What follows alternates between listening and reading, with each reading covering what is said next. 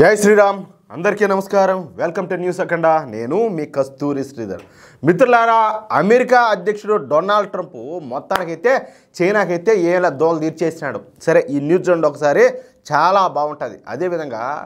Donald Trump భారతదేశానికి వ్యతిరేకంగా మోడీకి వ్యతిరేకంగా పనిచేయాలని చెప్పేసి చాలా మంది దుష్ట శక్తులన్నీ కూడా కోరుకుంటున్నాయి వాళ్ళకి ఈ న్యూస్ ఒక మెట్టు దెబ్బ అని చెప్పి చెప్పుకోవచ్చు ఓకేనా మొత్తానికి డొనాల్డ్ ట్రంప్ అనుకున్నది చేసి పారేసినాడు తాను అధికారంలోకి వస్తే అన్ని దేశాలపైన పన్నులు విధిస్తానని చెప్పేసి ఎన్నికల ప్రచారంలో ఇచ్చినటువంటి హామీలను ఆయనైతే నిజం చేసేసినాడు ఈ క్రమంలో అమెరికాతో వాణిజ్యం చేసే అన్ని దేశాలపైన మొన్న ఈ పన్నులన్నీ కూడా విధించినాడు మన దేశంలో ఈ వక్ఫ్ బిల్లు గురించి ఎంత ఉత్కంఠతో ఎదురు చూసినామో అలాగే ప్రపంచం మొత్తం కూడా మొన్న డొనాల్డ్ ట్రంప్ విధించినటువంటి ఈ పన్నుల కోసం ఆ విధంగా ఎదురు చూసింది ఈ క్రమంలో చైనా పైన డొనాల్డ్ ట్రంప్ ఏకంగా 34% పన్నులు విధించాడు నెల రోజుల క్రితం ఇదే చైనా పైన 10% అదనపు పన్నులు విధించినటువంటి డొనాల్డ్ ట్రంప్ ఇప్పుడు కొత్తగా మరొక 34% అదనంగా పన్నులు అయితే విధించాడు అంటే మొత్తంగా చైనా మీద 44% పన్నులు అయితే విధించాడనమాట అంటే చైనా ఒక వస్తువును తయారు చేసింది అనుకోండి దాని ఖరీదు ₹100 అనుకోండి ఆ వస్తువును చైనా అమెరికాలో అమ్మాలంటే 44% ట్యాక్స్ కట్టాల్సి ఉంటుంది అంటే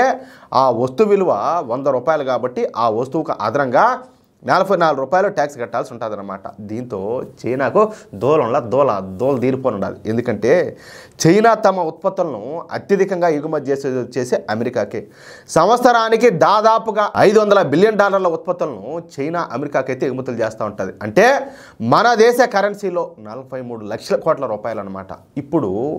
చైనా అమెరికాకు ఎగుమతి చేసే అన్ని ఉత్పత్తులపైన చచ్చినట్టు 44% పన్నులను అమెరికాకైతే చెల్లించాల్సి ఉంటుంది ఇది చైనాకు చావు దెబ్బ లాంటిది అనమాట ఇకపోతే పాకిస్తాన్ ఉన్నాడు కదా ఈ పాకిస్తాన్ విషయానికి వస్తే పాకిస్తాన్ కూడా డొనాల్డ్ ట్రంప్ అయితే వదిలిపెట్టల కనీసం ఆయనకి జాలి దయ్య కరుణ అనేటి ఏం లే ఓళ్ళో పక్కన తిండికి లేక అడగతిని సత్సారం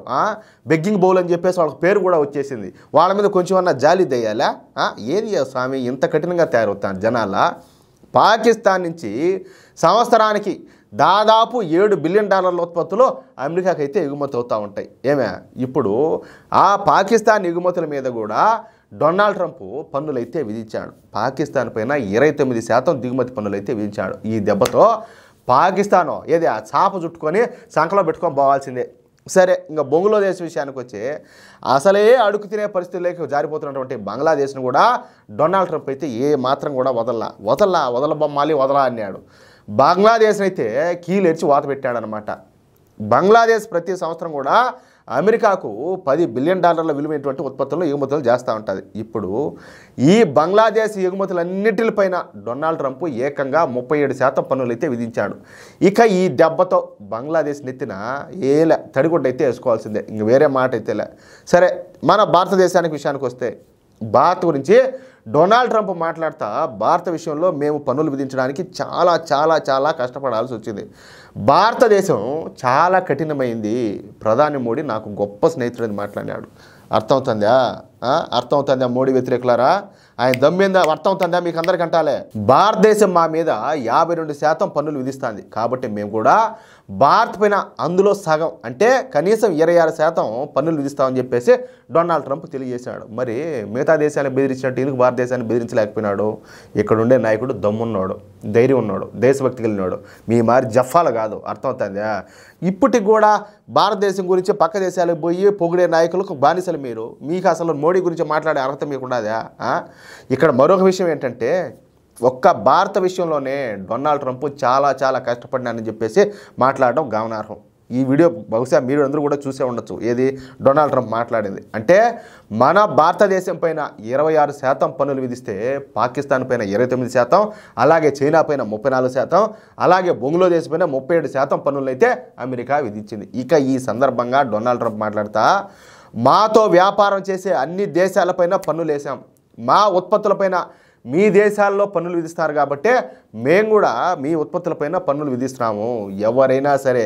అమెరికాతో వ్యాపారం చేసుకోవచ్చు కానీ